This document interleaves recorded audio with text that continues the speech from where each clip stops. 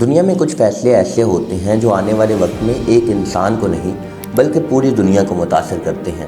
آج ہم بات کریں گے ایمیزون کی، ایک ایسا پلیٹ فارم جس نے خرید و فروخت کے انداز کو ہی بدل دیا۔ 20ویں صدی کے آخر میں جب انٹرنیٹ تیزی سے پھیل رہا تھا اور لوگ اسے سمجھنے کی کوشش کر رہے تھے، اس دوران جیف بیزوس نے انٹرنیٹ پر ہی کاروبار کے مواقع تلاش کر لیے۔ جیف بیزوس نے اپنی ایک اچھی نوکری چھوڑی اور 1994 میں ایک سادہ سے گیراج سے اپنا کام شروع کیا۔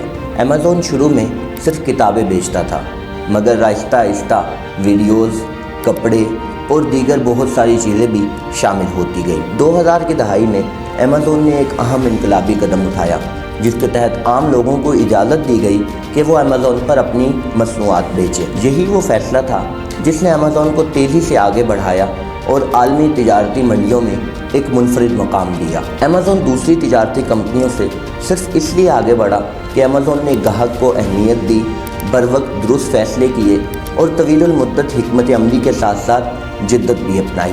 ایمیزون کی کہانی ہمیں یہ بتاتی ہے کہ صحیح وقت پر کیا گیا سادہ سا فیصلہ بھی غیر معمولی تبدیلی لا سکتا ہے۔